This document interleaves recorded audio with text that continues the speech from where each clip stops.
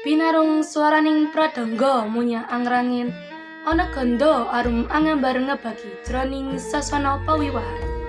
Nulya kawurian ana teja angungung mawa praba, tuhu punika tejane penganten putri ingkang biniangkare mijil saking tepaswan.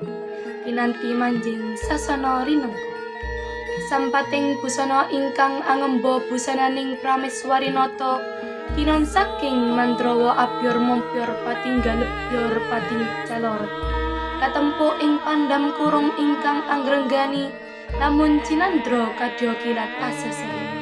Amucang kanganing genira lumaksana penganten putri, membat modya lumanggeng ing warih, meloking wadana samunu agilar-gilar kodya kencana bina.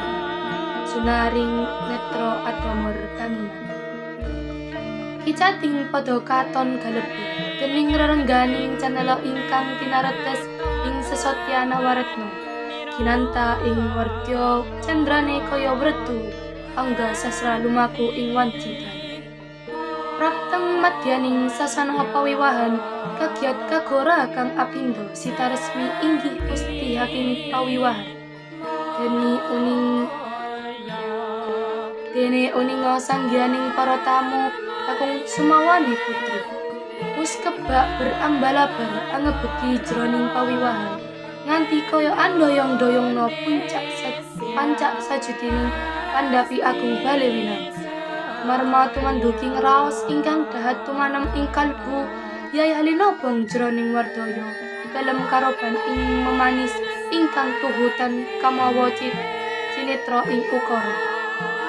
Prakteng unggian ingkang tinuju dening penganten putri ingkang pinaragan dening Ibu Sari sumawana Ibu Murti mustahaning pawiwahan gya kinanti kalenggahaken ing sasana pinaja.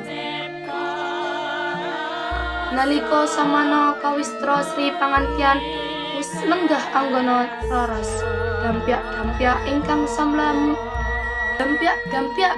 samya lumaksana anggayap sang pinantian kakung pinaragan dening para kadang santana miwa warga Wandawa dasar penganten kakung anyar dula lapatindak riya anggajan ngoling lembehan merak kesimpir sarira amrabata sembada ing driyatan mingkuh saliring kau yen ta jawab prakteng ngendon mila kalamun pinento ing wardaya candrane Kadi Narendra ingkang arsa tedak siniwa lenggah ing dampar dendel.